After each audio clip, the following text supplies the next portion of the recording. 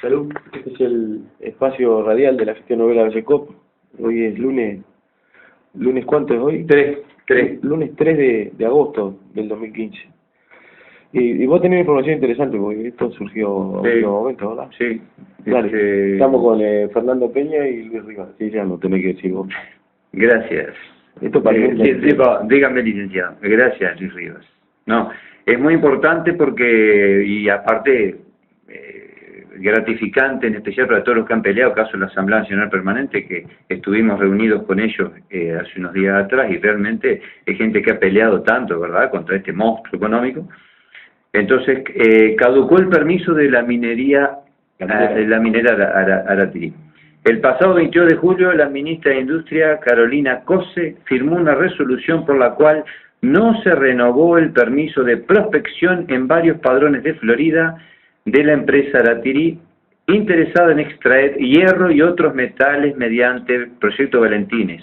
Esto es importante saberlo también, porque acá no solo había hierro, esto es una gran bandideada. Había otros metales que valen muchísimo más que el hierro. Y van con el hierro. Y van con el hierro. Lo que le están estafando hace ya años las multinacionales en Chile, que resulta que dicen que llevan cobre, pero llevan cobre una décima parte del valor de los otros materiales que están llevando, de los otros minerales. Oro, molibdeno, metales preciosos, o sea, en pocas palabras, la gran mentira, ¿verdad? Vos te dicen, te voy a llevar hierro, pero no te llevan hierro, te llevan otra cosa. Vos lo dejás entrar al patio de tu casa, pues se lleve la botella y se lleva un sillón, ¿verdad? Totalmente. Una mesa, una silla, bueno, se lleva todo. Esa es la realidad, pero esto es muy interesante, muy interesante. Entonces dice, Aratirí poseía el título minero permiso de prospección en busca de hierro, oro, plata, plomo, zinc, cromo, níquel, cobre, platinoides y paladio.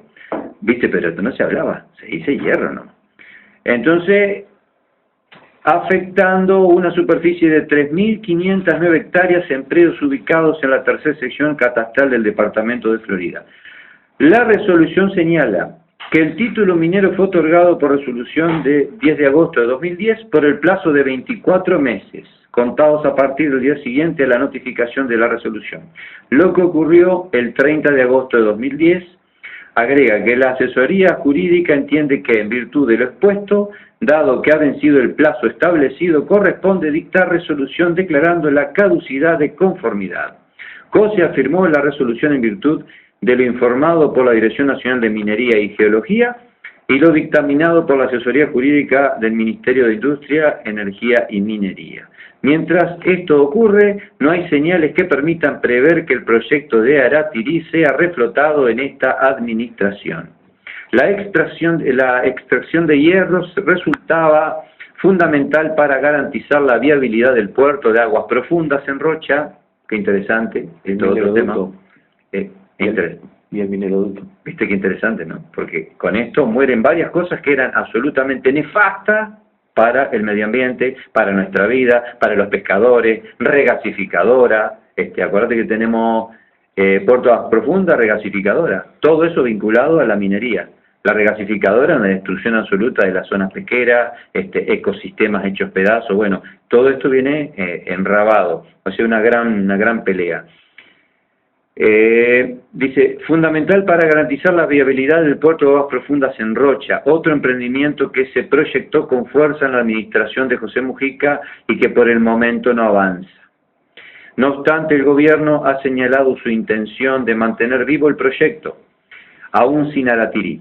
Sin embargo, la crisis en la que está sumergida Brasil debilita la posibilidad de que este país, en el que Mujica había confiado gran parte de la sustentabilidad del puerto, participe del emprendimiento. Mientras tanto, Aratirí no se pronuncia sobre su futuro en el país. Porque acá, ¿cuál es el tema? Acá viene el asunto, me lo aclaró bien el anacoreta Roberto, un saludo grande a Roberto. Florida, 33 y Durano eran los tres lugares más problemáticos en esto, que estaban totalmente amenazados por este proceso destructivo de tierra y demás, y Florida era donde estaba más avanzado, en Florida, y esto muere a nivel de Florida. Ya hay que ver ahora 33 Durazno, qué es lo que sucede, ¿verdad? Pero es un triunfo, la verdad que es un triunfo de estas peleas que se han tenido y nuestro reconocimiento absoluto a la Asamblea Nacional Permanente, que ustedes como ABCCOP forman parte, ¿verdad? Sí, sí. No, seguí nomás. No, era el informe simplemente detallado y bueno, y el reconocimiento absoluto a esta gente que ha peleado tanto por esta causa tan justa y tan difícil de pelear, porque se enfrentaron a un monstruo económico que ha comprado voluntades, ha comprado gran parte de la sociedad e incluso con un aparato publicitario totalmente al servicio de ellos, ¿no? Entonces, ir contra este monstruo y haber logrado, haber frenado todo esto, me parece una lucha o sea, algo tan loable y rescatable que, en definitiva, cuando te dicen no se puede, bueno, evidentemente se puede. Acá esto se demuestra que se puede. Pues si pelearon contra este monstruo que ya tenía comprado a toda nuestra dirigencia política, menos a la Unidad Popular, y después tiene comprado todos los medios de información, y lograron esto, la verdad que es más que un triunfo, ¿verdad? No te olvides de uno de los comprados. Tal vez, sí, yo diría el servicio, ¿verdad? Uno de los que logró la multinacional, porque una multinacional es un duro golpe a una multinacional, es un duro golpe al capital financiero internacional. Y siempre es importante tener en cuenta un elemento que ya estaba totalmente al servicio de la instalación de estos capitales, que son los sindicatos que en un momento estuvieron históricamente en contra de la minera a cielo abierto y que hoy estaban al servicio de la instalación. Había logrado el capital financiero poner pobres contra pobres en esos pueblos. Nosotros recordamos cuando recién se hablaba de su instalación, ¿qué pasó? Como siempre, ¿no? Los que están al servicio del capital plantean que es lo mejor que nos puede pasar, que venga un capital de esa característica y le dé mano de obra a tanta gente y le deje la posibilidad al país de ponerse prácticamente en el primer mundo. Para ellos el primer mundo es tener toda la infraestructura que necesita el capital financiero internacional para saquearnos, porque el mineroducto y el puerto de aguas profundas, al igual que la regasificadora, son elementos al servicio del capital, que se hace con plata de los uruguayos, pero que utilizan fundamentalmente estas multinacionales para sacar los recursos naturales. Bueno, entonces el gobierno planteaba juntamente con los partidos que mal llamamos oposición. Entonces, los partidos mal llamados oposición, ¿por qué mal llamados oposición? Porque nunca estuvieron en contra de la política económica del gobierno. El que no está en contra de la política económica que aplica un gobierno, lejos está de ser oposición.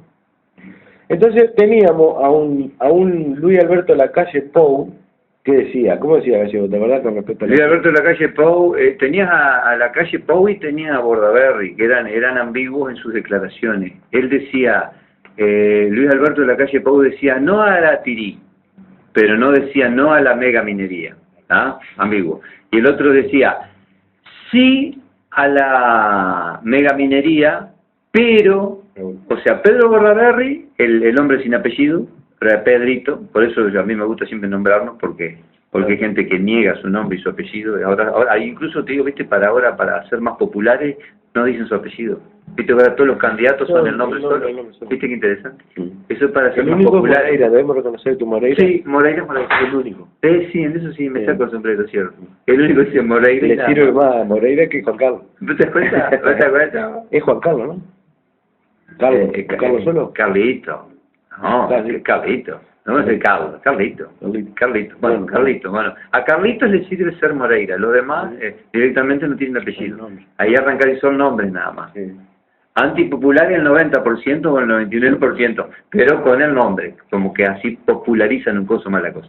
Bueno, la cuestión es que, yendo a todo este tema que ahora me hacía El planteo de Luis Alberto Lacalle... el planteo era justamente, era ambiguo, todo era ambiguo. Él decía no a Aratirí, pero no decía no a la megaminería. Claro. Y Bordaberry decía sí a la megaminería, pero, viste, como que dejaba, cuando Pedro Bordaberry tuvo en su seno a Óscar Ventura, no me voy a cansar nunca de nombrarlo, que fue un hombre nefasto, en todo esto nefasto, porque apoyó cuánta industria contaminante ha habido en el país, y fue uno de los, porque es un hombre muy vinculado, es un químico que tiene un currículum vitae, no sabe lo que es, 3 horas para leer el currículum, pero en definitiva está al servicio de estas cosas. Mañana te dicen que el Uruguay va a ser un reservorio de desechos nucleares y él dice que sí. Lo argumenta, sí, no tiene problema. Es gente que está en eso. Y Pedro Bordaberry, después en los últimos tiempos, como supuestamente se había puesto en contra al final de la mega minería, que nunca lo dijo. Pablo Mieres estaba a favor, ¿te acuerdas? Pablo Mieres votó. A favor. Pablo Mieres fue lo que lo dejaron solo. Me insultaron todos, me acuerdo. Pero votó porque lo dejaron solo, pero habían hecho un acuerdo multipartidario. Sí. Y después resulta que en el acuerdo, cuando vieron que la gente, la gran mayoría, la masa social estaba contrario a estos emprendimientos de contaminación y de muerte, lo dejaron solo a Mieres, que tuvo que tragarse el sapo de votar, pero en definitiva habían hecho un acuerdo, blancos, colorados, frentistas. Cuando hicieron aquel debate sobre megaminería en el Paraná en la universidad, el único que directamente dijo que estaba de acuerdo, se comió, no sé, los insultos, entre el lugar donde estaba hablando y la salida, era una escupida y una puteada, todo el mundo, por decir la verdad. Por decir la verdad. Por decir la verdad. Sí, sí. Fue el único que aguantó estoicamente. Los demás no, los demás metieron mi en bolsa. Pero bien, Pablo Mieres dijo claramente, hicimos un acuerdo entre blancos, colorados, frentistas, independientes, a votar esto. Sí. Los otros, pícaramente, se dieron vuelta con una media. Claro, cuando vieron que el pueblo lo mismo que Julio María Sanguinetti, cuando se redactó la ley de empresas públicas, hecha en el gobierno de Luis Alberto Lacalle, colaboró, Julio María Sanguinetti, colaboró en la redacción de esa ley. Llegó el momento en que hubo que plebiscitarla, y el loco se puso en contra. El mismo tipo que colaboró a redactarla, ¿te das cuenta? ¿No? Mafioso, sí. Mafioso, actitudes mafiosas, actitudes de hipocresía, de bandidos, bueno, hay que marcarlo, sí que marcarlo. Claro, juegan a dos puntas los tipos y siempre salen victoriosos, porque la confusión de la población termina siempre lavando la imagen de los más bandidos de todos, ¿no? Quedan limpios. Entonces vos le preguntás de repente a la gente, con respecto a la posición a la mega minería de algunos candidatos de los partidos conocidos, más viejos de este país, y te dicen, no está de acuerdo. Sin embargo, es verdad, el problema no era Aratirí es un nombre, el problema es la megaminería cielo abierto. Exacto. Y ahí la picardía de estos chiquilines, que si vos lo escuchabas detenidamente, el caso de Lacalle, por ejemplo, él no decía no a la megaminería. Él decía, en definitiva, no a Samín Ferros, que era Aratirí, pero en ningún momento dijo no a esto. Y Bordaberry con su triple discurso, pues ya no es doble, es triple, cuando tenía, vuelvo a repetir, en su seno, búsquenlo, se llama Óscar Ventura, tiene un blog a nivel de las redes sociales que se llama Las Cosas de Néstor, muy interesante, y mírenlo, el pensamiento y el perfil de ese hombre. Bueno, ese es el principal asesor de Bordaberry. Ahora lo ha ocultado, en los últimos tiempos no lo he visto, que incluso lo hablamos el otro día con Jaume, le pregunté por este hombre, porque era impresionante, defendía cualquier cosa. Cualquier cosa que viniera acá, el tipo la defendía. Bueno, nosotros decíamos entonces que la oposición, mal llamada oposición, como bien se explicó ahora, Mieres claramente a favor, y los partidos blanco y colorado claramente a favor de la mega minería, porque acá no se trata, repetimos, del nombre de la multinacional que va a ser un agujero en la tierra, se trata del emprendimiento en sí, que puede tener cualquier tipo de nombre.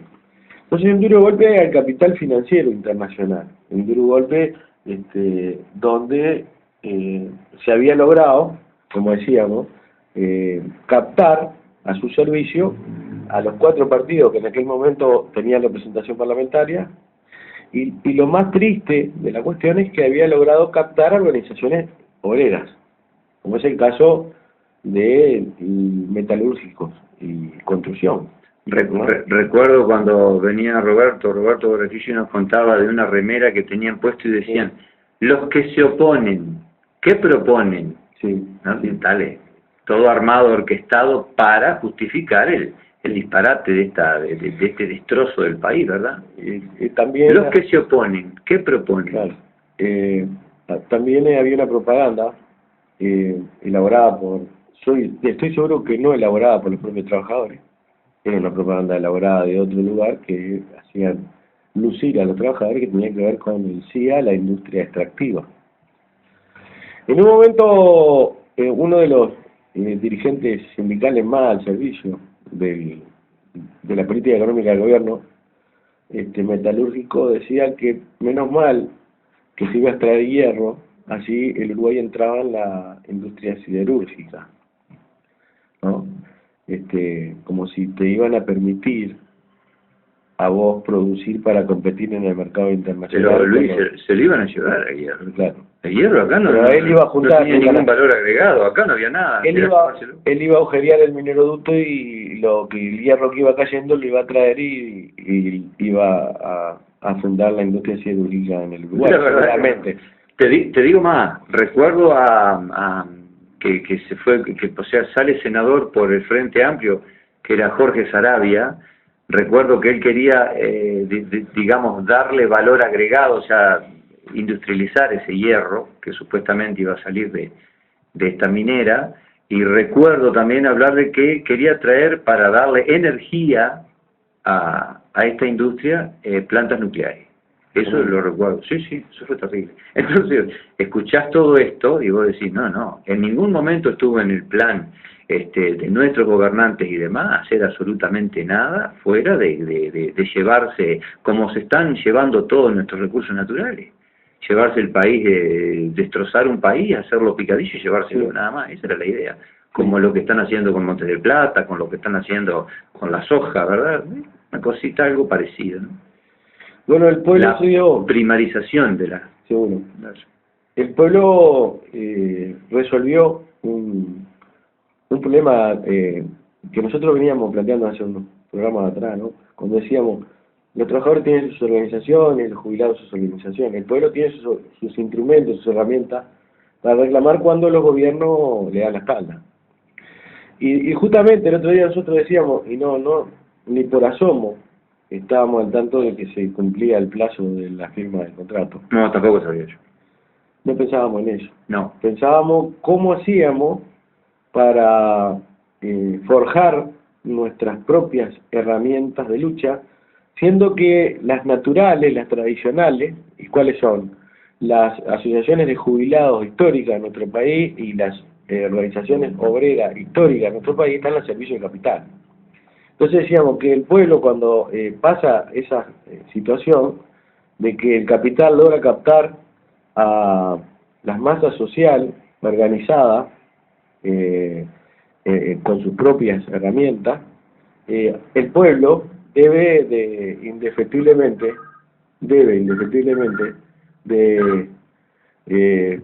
crear su propia herramienta. Entonces, el pueblo, a través de la movilización de estos colectivos sociales en estos lugares del país, ¿no?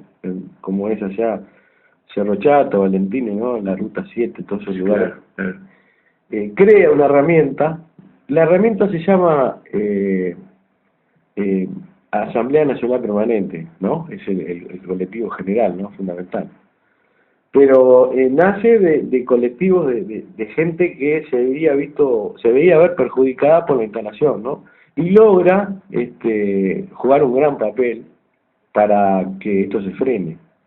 Seguro habrá algunos que dirán, y a ellos no vienen porque no les sirve, porque seguramente bajó el precio internacional del hierro, como forma de pretender ocultar ante la población de que realmente esto se detuvo, y fundamentalmente se detuvo por la movilización y la denuncia organizada de estos colectivos sociales, ¿no? Claro, y el crear conciencia, ¿verdad? El crear conciencia, que es la gran herramienta que tenemos. Sí, claro. Porque hay gente con una inconsciencia absoluta. Recuerdo una productora de la zona que le habían ofrecido un cierto dinero y a la mujer le servía. Dijo, bueno, lo acepto. Resulta que después sus hijos, sus nietos le dijeron, pero mirá, si vos haces esto, nosotros nos quedamos sin campo. ¿Qué pasa con nosotros dentro de 20, 30 años? Y ahí recién recapacita la mujer, ¿te das cuenta? Que en la inmediatez, esa inmediatez que los tipos proponen, mucha gente entra.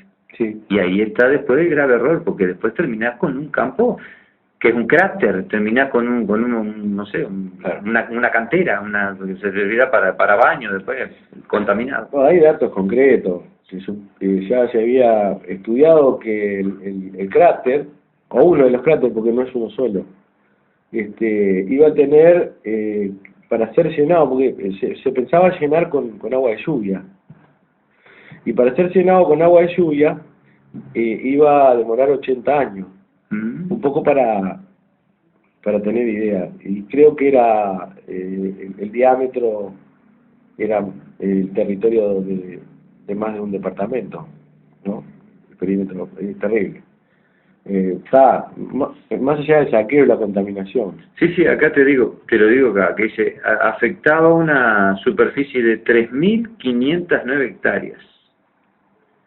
Esto es solamente en el departamento de Florida. En Florida, pero estamos hablando de sí. Son más de un departamento. Sí. Estamos hablando de tres partes. Estamos hablando de Florida, 33 y Durano. Pero en Florida, en donde se corta, solo acá hay 3.509 hectáreas. No es mocopago. Estamos hablando del que tenga idea más o menos de las dimensiones. Un agujero de 3.509 hectáreas es un pedazo de tierra en un país, un bioma pampa pradera productivo como el nuestro, que hagas esto y es increíble, ¿verdad? Claro, perdés esa tierra desaparece. Totalmente. O sea que perdés las medidas. Y mientras se produce esta explotación de la minería, no podés hacer ningún otro tipo de actividad. No, eso es otra historia. Explosiones, contaminación aérea, vuela todo tipo de particulado, o sea, esto es un desastre, un desastre. Solamente en Uruguay se piensa en nuestro territorio, vuelvo a repetir, bioma, pampa, pradera, apto para todo tipo de actividad agrícola, ganadera, espectacular tierra, que vengan a hacerla a pedazo. Entonces vos decís, esto es inconcebible, ¿no? Claro, es inconcebible. No sé ni lo que iba a decir yo. Yo quería basarme en un elemento, me parece que para tener en cuenta, que tenía que ver con la organización de la gente, ¿no? Pero se me fue. Y habían logrado comprar muchas voluntades, ¿no? En un momento determinado le habían regalado una casa como para que un sindicato lo utilizara como local sindical, ¿verdad? Y le habían empleado a alguna gente clave en las comunidades de la zona, como forma también de evitar, cuando decimos clave, gente con ascendencia dentro del pueblo, para poder evitar que se realizaran, ¿no? O sea que detrás de esa inversión había también mucha inteligencia metida para poder lograr meterse dentro y que fuera bien recibida. Es una de las cuestiones que siempre realiza el capital financiero que se materializa en estas multinacionales, ¿no? Y bueno, es un duro golpe que no terminó, porque no es solo ese departamento, pero que sirve como elemento para darle fuerza a los que continúan peleando directamente contra este tipo de emprendimiento totalmente nocivo. Claro, ahora tenemos la cantera de Suárez también, que está la Asamblea Nacional Permanente peleando en forma firme, fuerte. Estamos hablando de colectivos que están impulsados simplemente por un tema de altruismo, vamos a aclararlo también, ¿no? Hay un tema de altruismo, de pelea por lo que hay que pelear, del lado que hay que estar. Los demás simplemente están manejados por un tema económico, ¿verdad? No les interesa absolutamente nada, ni la vida, ni la salud, ni el porvenir. Ellos están simplemente en la inmediatez de un proyecto que le venden, en esta diversificación de la matriz productiva, como te dicen, que ni más ni menos que una destrucción absoluta, y en especial de medio ambiente. Vos destruyes el medio ambiente, destruís todo. Sí, sí. Eso está claro, ¿viste? Seguro.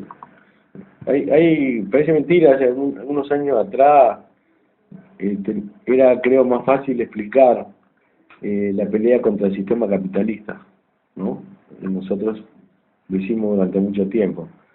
Lo que pasa es que como que se ha diluido la imagen del sistema capitalista y hoy ese sistema capitalista no está personificado, materializado por los empresarios inversores de capital nacionales.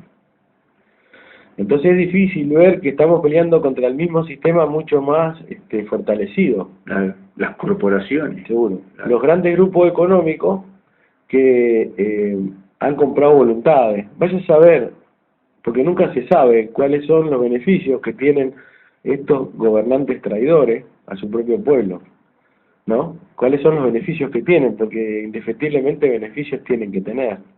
No se puede entregar un país de la forma tan vil como se ha venido entregando en los últimos 10, 12 años, ¿verdad? No se puede entregar un país de esa forma. ¿Cuáles son los beneficios que tienen las organizaciones dirigidas por gente que no es gente incapaz? Yo sigo insistiendo en que los representantes de los trabajadores tienen una herramienta muy poderosa que a través de la historia de nuestro país, fundamentalmente a mediados de la década del 60, juega un papel fundamental para hacer retroceder políticas económicas nefastas para los pueblos, ¿no? Entonces vos tenés dirigentes obreros, representantes que no son incapaces, que indefectiblemente tienen que tener beneficios para poner a tremenda herramienta al servicio de los saqueadores. Porque ¿qué es estar al servicio de los saqueadores? Estar al servicio de los saqueadores es mantener el salario sumergido. ¿Y qué es mantener el salario sumergido? Pedir un salario mínimo nacional de 15.000 pesos. Esa es el reclamo que tiene la Central Obrera en Uruguay para el salario mínimo nacional. ¿Qué le contesta el gobierno? Que no se lo va a dar a los 15.000 pesos en el 2015, se lo va a dar en el 2019.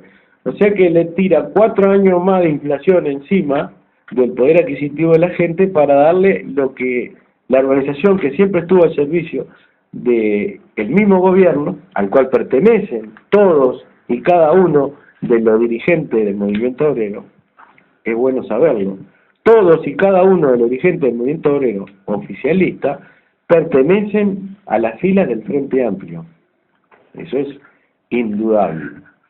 Entonces no son incapaces, son sabedores de que pidiendo un salario mínimo de 15.000 pesos están colaborando directamente con la injerencia en nuestro país de capital financiero internacional. Le están allanando el camino para que obtengan las mayores ganancias posibles, ¿verdad? Esto es tan sencillo de explicar como esto. No es difícil, lo difícil no es explicarlo, lo difícil es entenderlo. Eso es lo difícil. Es facilísimo. El tipo que pide 15.000 pesos cuando la canasta básica vale 60, el tipo que pide 15.000 pesos para su representado, cuando el kilo de carne vale 230 pesos, ¿verdad? Cuando un litro de leche supera los 20 y pico de pesos, cuando un alquiler vale 10.000 pesos, es porque está al servicio de algo, no de los que realmente necesitan más de 15.000 pesos, que supuestamente serían los que él representa, ¿no? Y bueno, y es importante esto porque si no, no vamos a poder romper con esto, porque el objetivo es romper. ¿Romper en qué sentido? Bueno, romper con un rumbo, ¿verdad? Romper con el rumbo de la política económica, primero. Si no rompemos con el rumbo de la política económica, hoy Aratiri se le está ganando y probablemente sea expulsada. Pero los planes del gobierno es que aparezca otra empresa en las mismas condiciones. Porque tenemos un gobierno que basa su economía, su desarrollo en la inversión extranjera. Y es como decir, si no vienen las multinacionales, no tenemos forma de hacer caminar económicamente a nuestro país.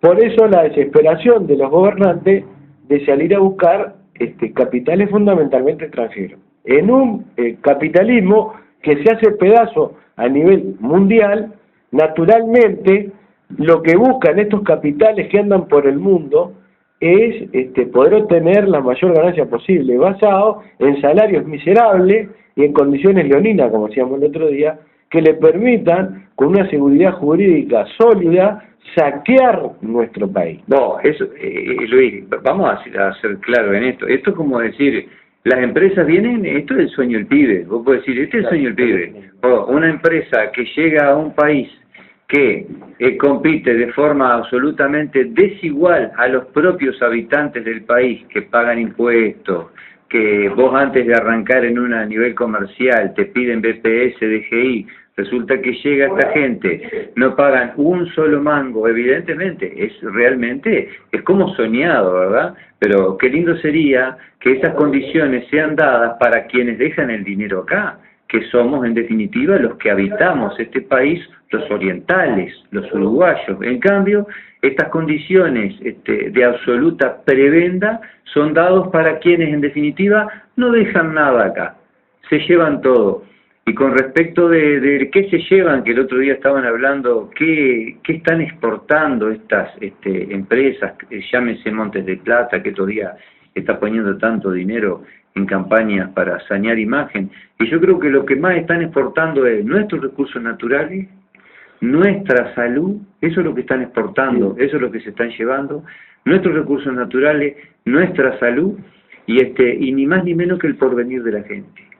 ¿Seguro? Porque nos están haciendo pedazos, eso sí están exportando. Claro. Esa es la verdadera exportación de estas industrias saqueadoras, que por supuesto no es el problema de la industria, el problema es de nuestros gobernantes, de nuestros gobernantes y payos. Claro. Entonces cuando tenemos, nosotros sí que estamos bien con la maldición de Malinche, porque realmente no, es increíble, ¿no? Nosotros somos el país de la maldición de Malinche, somos el único país en Latinoamérica que acabó los indios, por ejemplo, los aborígenes, somos el único país.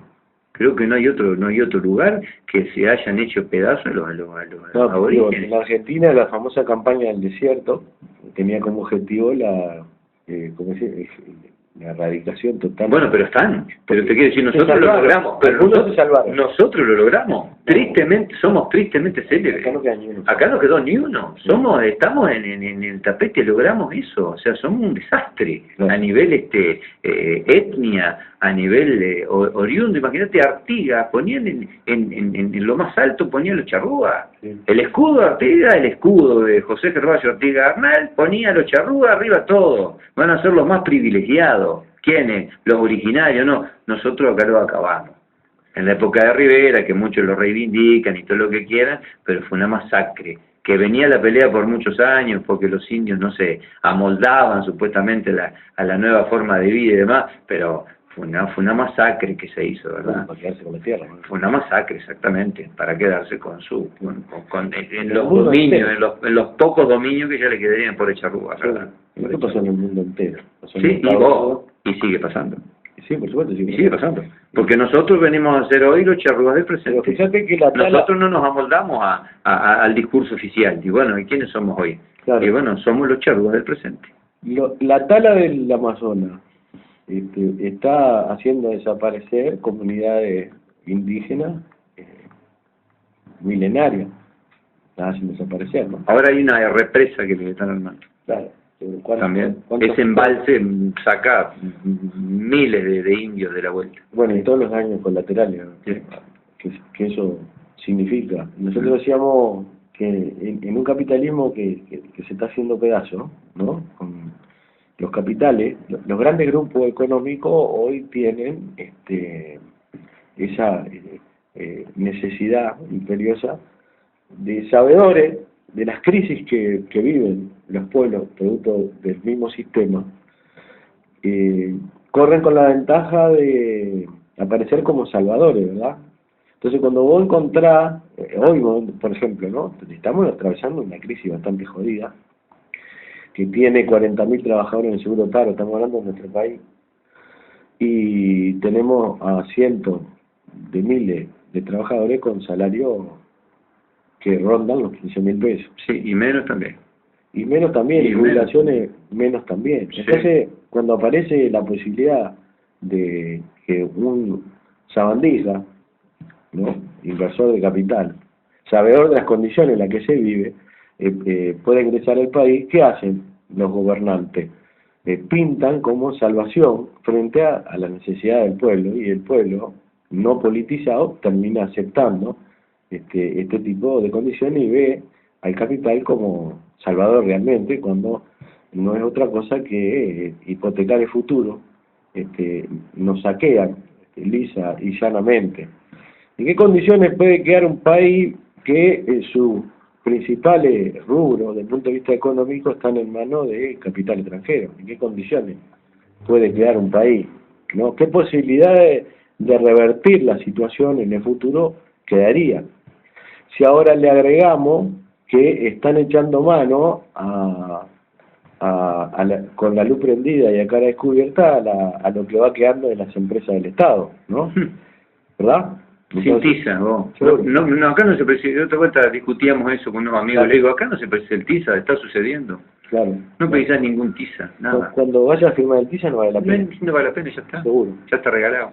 Por eso es tan importante el papel que jugó esta organización social, compuesta por gente que tiene las cosas lo suficientemente claras, es valiente y estaba siendo afectada por este tipo de política. Ha jugado un papel fundamental. Entonces, bien decía vos, se puede. Y es hora de juntarse, naturalmente. Es hora de juntarse. Tomar como ejemplo este tipo de emprendimientos sociales que luchan, denuncian organizadamente este tipo de cuestiones. Y estamos convencidos de algo. Lo que ha hecho retroceder los planes tanto del gobierno como del capital financiero para la instalación de esta minera a cielo abierto ha sido esta organización y su movilización. Sí, ¿no? Totalmente. Y su movilización. Y te voy a dar un ejemplo acá. Fíjate vos que en ningún momento se hizo una autocrítica. ¿Cuánta gente trabajó cuando dio trabajo realmente la pastera esta Montes del Plata, ponele? No me voy a ir a la otra, vamos a la que tenemos acá al ladito, la más grande del mundo. O sea, por ser la más grande del mundo, es la más contaminante del mundo. Sí. Ni que hablar, porque tiene la mayor producción del mundo, o sea, la mayor producción del mundo, más contaminante del mundo, no es la mejor tecnología, o sea, montones de cosas. Bueno, ¿cuánta gente laburó en su momento pico? ¿Cuánta gente laburó? ¿6.000 personas? ¿En la construcción solamente? Sí, en la construcción. En la construcción movió tal vez más de 6.000 personas. Más de 6.000. Sí, porque no solo son los trabajadores que construyeron, sino también lo que movió en materia de materiales para la construcción. Pero ponele, ¿10.000 personas? No, tal vez un poco más de 10.000 personas. Bueno, 20.000 personas. Ponele 20.000 personas. Bueno, 20.000 personas. Directo, con directos e indirectos, ¿verdad? Perfecto, sí, te entiendo. Vos decís, vamos a ponerle 20.000 personas por cuánto tiempo. Y un máximo de 3 años. 3 años, 20.000 personas. ¿Vos escuchaste alguna vez a alguien de todos los que laburaron en eso y demás y que dijeran, che, estamos haciendo esto, pero estamos ocasionando este otro daño? No, el desplazamiento, a alguno de ellos, llamarles sindicalistas, obreros, lo que quieras, que digan, che, estamos haciendo un daño grande acá, porque estamos desplazando productores de alimentos, porque estamos haciendo una obra que en definitiva el futuro es absolutamente negro, sí. O el balance va a ser negativo. Yo no escuché ninguno. Yo simplemente vi un total egoísmo de que iban a tener trabajo por un tiempo y después bueno, no hay una autocrítica a la obra hecha, ¿verdad? Mirá, hoy tengo una información. Hoy me dijeron que hay 300 empleados en planta y 20 albañiles, o sea, permanente hoy en planta Montes de Plata, Sí. si alguien me puede corregir, le doy un teléfono por si alguien tiene alguna información, Sí, está bien eso. el 094-357-100. Tengo la información que me viene del lado del Zunca, que hay 300 operarios permanentes y 20 albañiles. Eso es permanente en planta. Los 20 albañiles de mantenimiento más los 300 operarios. Y en esos 300 operarios están los gerentes y todo lo demás. Si alguien me puede corregir, esto es Monte de Plata en la parte de planta.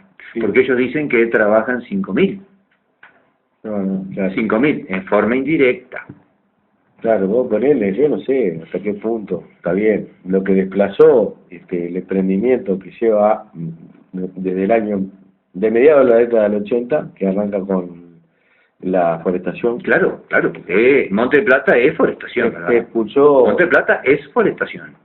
solo en los últimos 12 años 13.000 familias productoras de alimentos. Entre forestación y soja Sí, es sí. la famosa agricultura sin agricultores. Claro, Se desplazó a la persona por grandes máquinas y químicos, Sí. agroquímicos, que nosotros le decimos agrotóxicos, porque somos detractores de eso, aparte lo estamos viendo.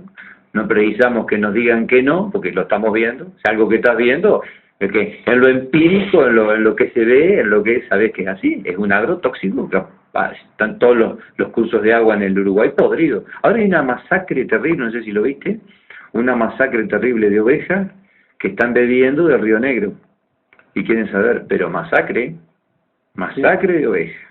claro. Bueno, iba a decir que fue un golpe psicológico que en el mismo comienzo del ingreso del Frente Amplio al gobierno tiene muchas connotaciones.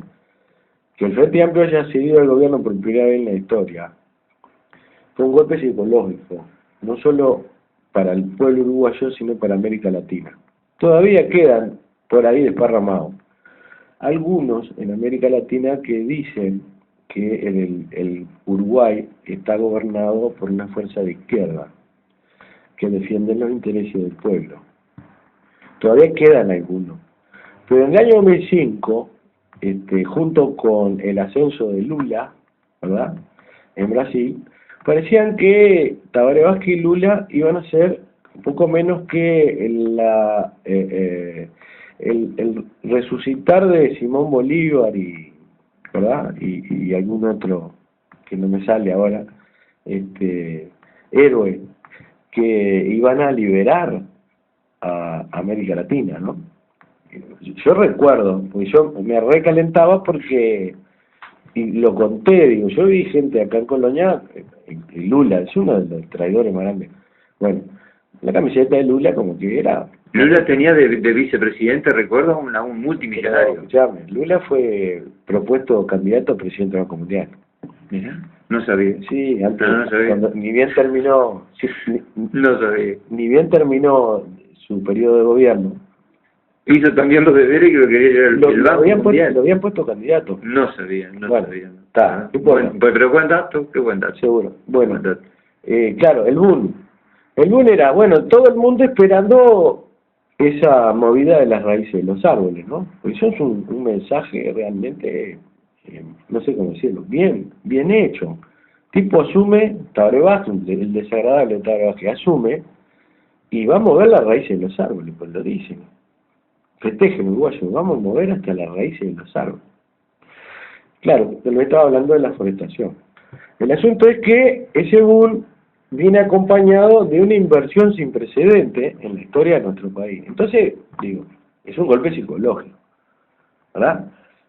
Son inversiones que, y junto con ello, el discurso de cómo la izquierda era capaz de hacer llegar al capital inversor, cosa que blancos y colorados nunca habían podido lograr. Y detrás de eso, ¿qué había? Detrás de eso había contratos confidenciales, ¿no? Una entrega total de la soberanía y la independencia, pero que no llegaba a oídos del pueblo. El pueblo estaba hipnotizado con la figura del hombre, un showman, ¿no?, que caminaba. Él rompió con la vieja estructura del discurso. Club 700. Él rompió con la vieja estructura del discurso de los candidatos o de los presidentes. Entonces él impuso una modalidad que le hizo creer al pueblo que se acercaba más al pueblo que cualquier otro partido. Hizo viajar a un grupo de viejos pelotillas que componían el Consejo de Ministros por todos los pueblos del país que nunca resolvieron una mierda de nada. Pero él los hacía viajar. Entonces la gente llenaba las plazas y veía los discursos de cada uno de los mentirosos ministros, y el de él, que era la mentira más grande, y el pueblo estaba hipnotizado con la popularidad y el gobierno popular, y que mirá que nunca un ministro vino a reunirse acá, y un presidente, cada tanto andan por los pueblos, ¿verdad? Conjuntamente con eso, miles de millones de dólares de inversión que lograban, en pocos años, arranca el tema de UPM con una construcción, ¿cómo que se dice?, faraónica, que empleó a miles de trabajadores y todo el mundo estaba loco de la vida, ¿no? Y después de eso aparece ENSE, inmediatamente en Monte de Plata, visita a Bush, nuestro país, y en medio de esas dos inversiones brutales, ¿no?, que le daba trabajo a mucha gente, lo otro no se veía. Y hasta los propios que revoleaban la bandera y prendían fuego la bandera en los Estados Unidos, hacía algunos años atrás... ¿Uno preso? No, pará. Como nunca se había dado. No me refiero a ese, me refiero a los que habían quemado la bandera de los norteamericanos, estaban aplaudiendo a George Bush, ¿verdad? Es terrible. Claro, y eso lo logró el gobierno del Frente Amplio, ¿no? Eso es terrible. Alineó todo detrás del capital. Después hoy no damos tiempo, vamos a traerle algo de George Bush, vamos a hacer un proceso, pero vamos a hacer un proceso para que la gente, porque mucha gente no le interesa, y si vos le haces un resumen, de repente lo escuchan y puede gustarle, de cómo el tipo fue manejando las distintas guerras, el distinto saqueo que hizo, y cómo fue, digamos, justificando los atropellos hasta a su propio pueblo. Sí. Cuidado, hasta su propio pueblo. Entonces eso es interesante de tener en cuenta. Sin lugar a duda. Che, Luis, te quiero decir algo acá de Monte de Plata. ¿Te quiero decir algo? O sea que vos vas a tener que terminar porque yo me tengo que ir. ¿Te tenés que ir? Sí, pero no tenés problema, tenés sobra. Sí, no, impecable. Pero yo quería comentar esto con vos, pero lo comentaré solo. Me despido de la audiencia. Nos vamos a encontrar el sábado en esta radio, ¿verdad? Gracias. Muy bien. Bueno, se está yendo Luis Rivas.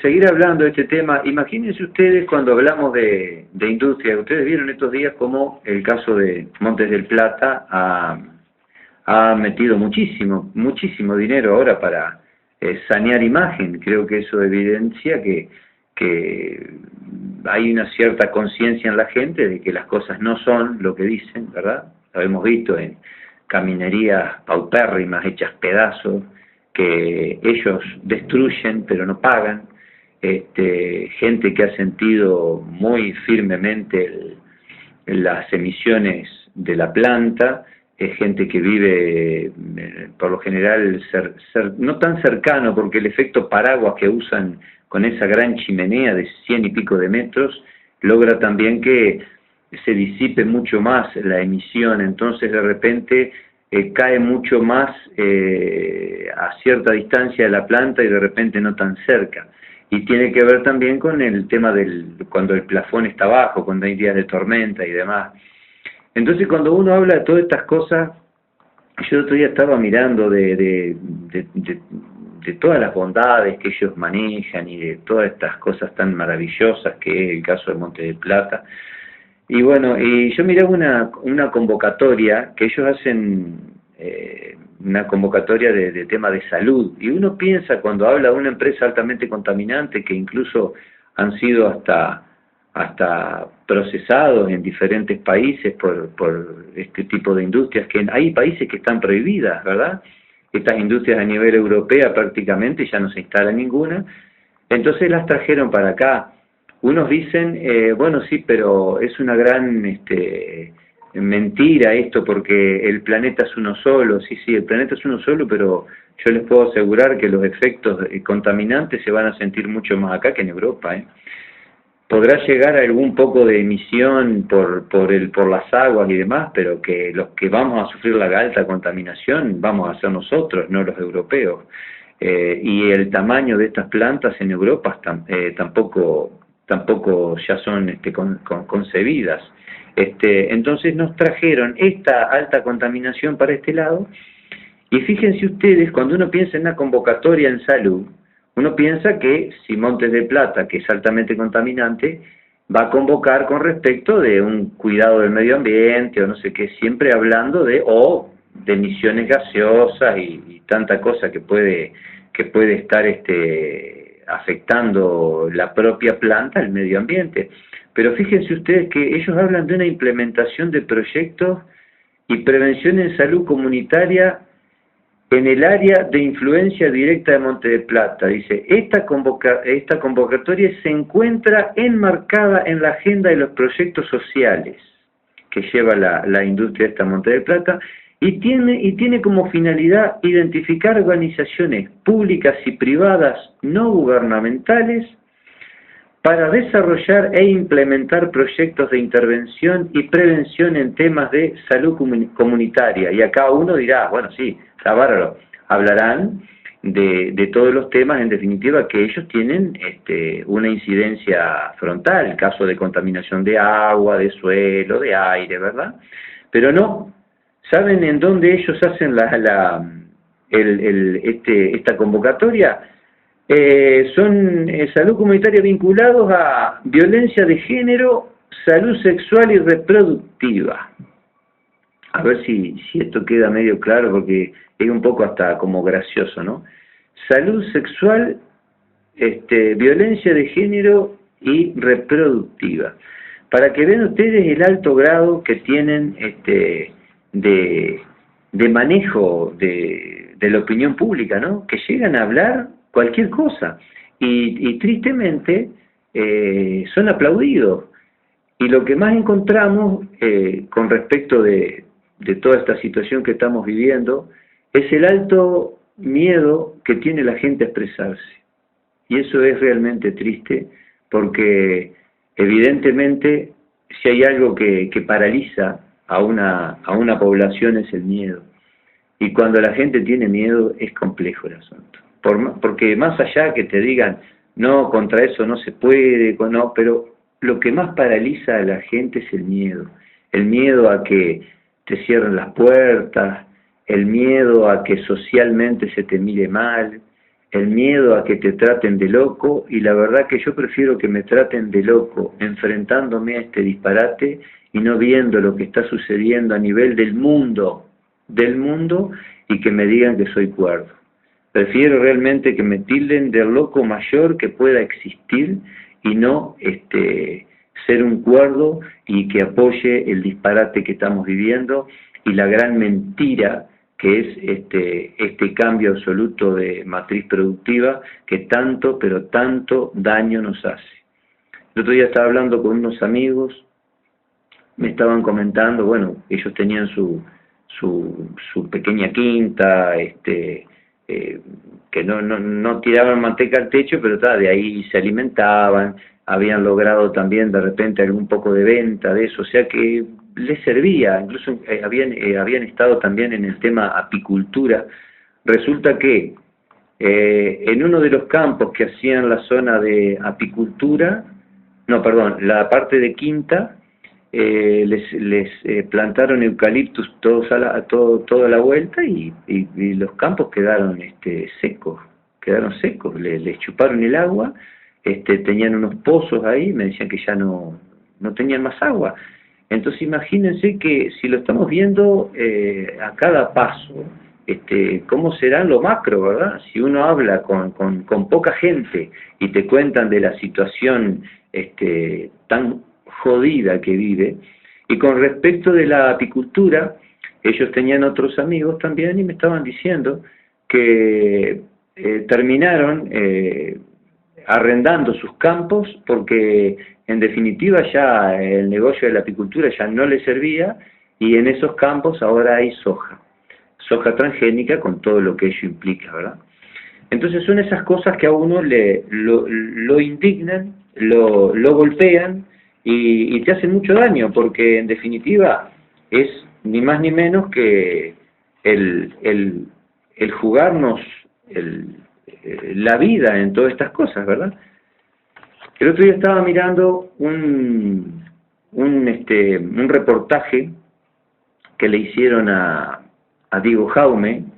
Diego Jaume es hijo de uno de los motores mayores que tiene la Asamblea Nacional Permanente, y habían hecho una mesa que anoté los nombres de la gente, que está interesante, búsquenlo porque es un lindo reportaje para que vean cómo el poder económico maneja para querer, digamos, desacreditar a quienes pelean contrariamente a estas nuevas políticas de destrucción que nos están trayendo. Y este muchacho Diego, que ha vivido en Europa, que ha andado en distintos lugares, porque el padre, ellos tuvieron que emigrar en momentos, y habían hecho una mesa en donde estaba Diego Jaume como productor, otro muchacho Carvajal, que es técnico agropecuario y es integrante del equipo ahí que funciona, se ve que se llama Agro en Perspectiva. En pocas palabras, este muchacho Carvajal, evidentemente alineado a las políticas actuales, estas políticas de absoluta entrega. Después teníamos que salía en videoconferencia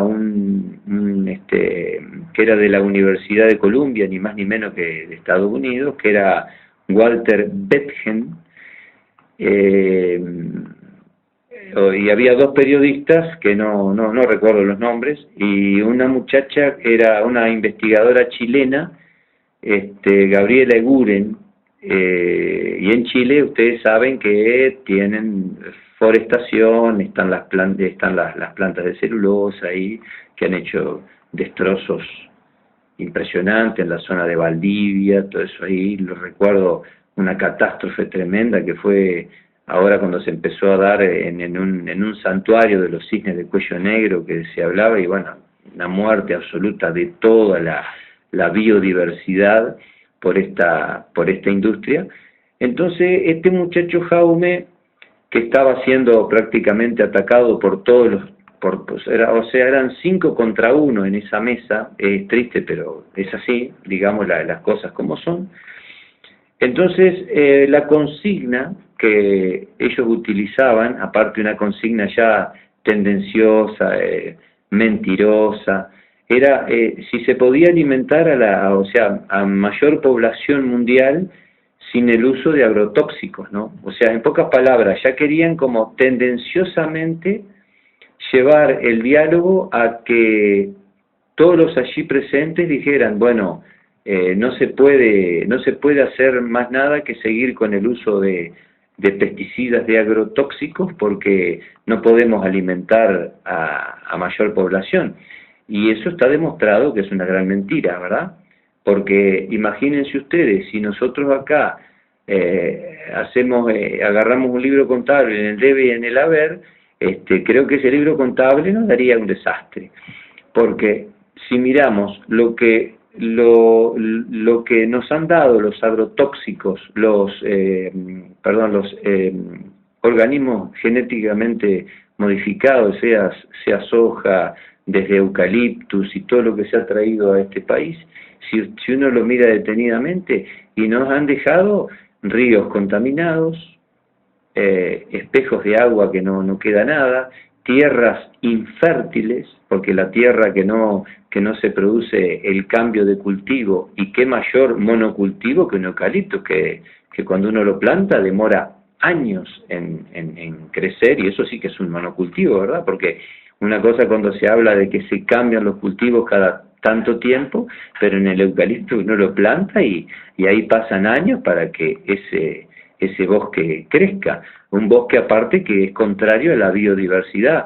Por eso también se habla de que son desertificadores, y se le dice también que son desiertos verdes. Ahí no hay posibilidad de hacer grandes grandes cosas, más que nada de ver cómo destroza ese monocultivo, destroza la biodiversidad de los lugares, por eso se les llaman desiertos verdes. Entonces, en un momento dado, estos 5 periodistas, o mejor dicho, 3 panelistas y 2 periodistas, atacan la posición de Diego Jaume, que le dijo claramente que el caso de pasteras, minería en Europa estaban prohibidas. Entonces esta muchacha, la investigadora chilena, Gabriela Eguren, ahí se pone nerviosa, ella se pone muy nerviosa, claro, ella evidentemente defiende los intereses de su país. En su país hay pasteras, hay la minería, es la principal fuente de ingreso y de saqueo también de pobre Chile, lo han saqueado con el tema de las multinacionales y sus mineras. Ahí ha sido un desastre económico desde el punto de vista ambiental y ustedes recordarán aquella zona que se sacaron aquellos mineros que entraron en aquella cápsula.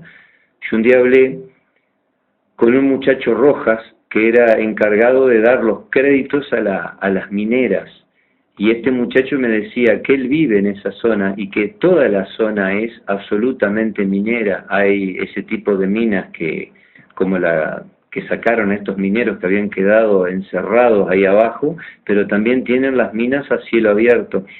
Entonces este muchacho me contaba, muchacho joven, padre de familia, abogado, que manejan toda esa historia de la minería, que él dice, me decía este muchacho, yo no necesito ir a ninguna parte de Chile para saber qué tipo de minerales hay, porque ya conozco toda la topografía de nuestro suelo.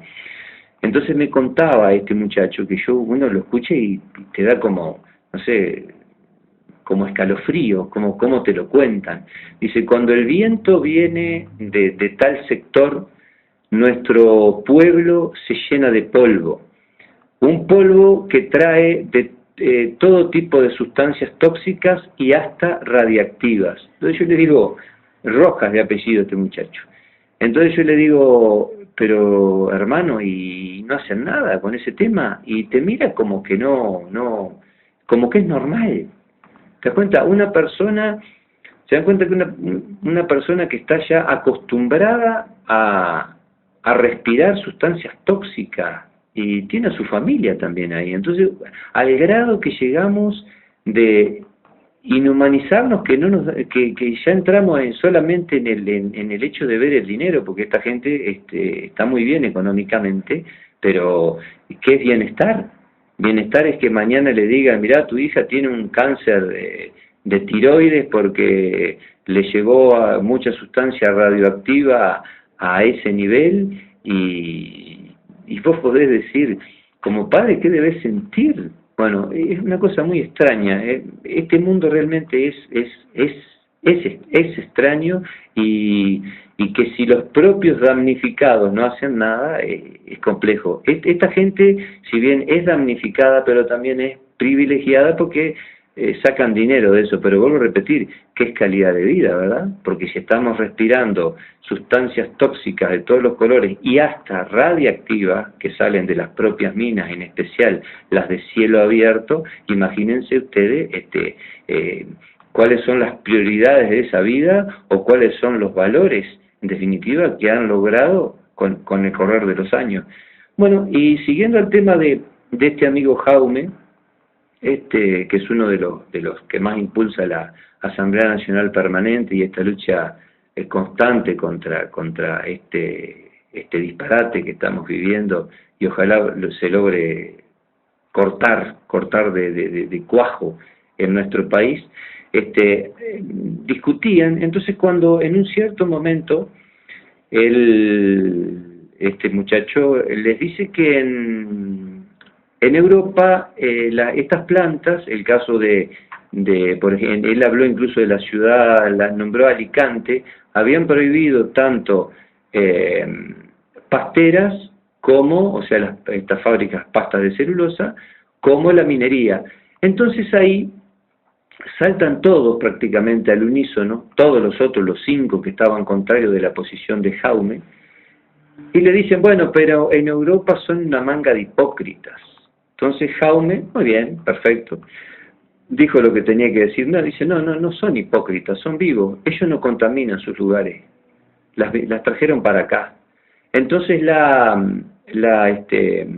investigadora chilena, en ese momento, intentó hacer una especie de justificación de esa situación, del por qué estaban equivocados los europeos en mandar, digamos, esas empresas para acá, y justificar que está mal lo que se está haciendo. Bueno, que realmente fue una explicación tan mal dada, porque claro, no se puede defender lo indefendible, y habló de que el mundo era todo uno, y no es así, no es así, porque los que vamos a sufrir la contaminación en alto grado, llámese de todas las industrias las que ya están instaladas, acá UPM, hoy UPM, antes Botnia, Montes de Plata, vamos a ser nosotros en especial. A Europa, y podrá llegar algo, pero muy poco. Entonces, si tendremos que tomar conciencia de todo esto, y si esta audición llega, un saludo grande al amigo Jaume, Diego Jaume, te felicito, hermano, y precisamos mucha más gente como vos para jugarse contra todo esto. Y para que vean cómo se maneja todo esto, que cuando cierran la nota, la periodista, que se ve que era parte del staff de Radio El Espectador, dice, ojalá podamos debatir estos temas en grises. Y nosotros acá lo decimos hasta el cansancio. Cuando se habla de la vida no hay grises, hay blancos y hay negros. No existen los grises. O defendés la vida o no la defendés. Bueno, me estoy despidiendo, hasta una próxima audición. Y como decimos acá, bueno, nos despedimos siempre con alguna frase distinta. El tema grande, si no nos juntamos en todos estos temas, si no nos juntamos en defensa de la vida, que no se defiende en grises, se defiende en blanco y negro, se defiende o no se defiende, lamentablemente el capital financiero nos lleva puesto porque el dinero no tiene alma. Hasta una próxima audición y muchas gracias.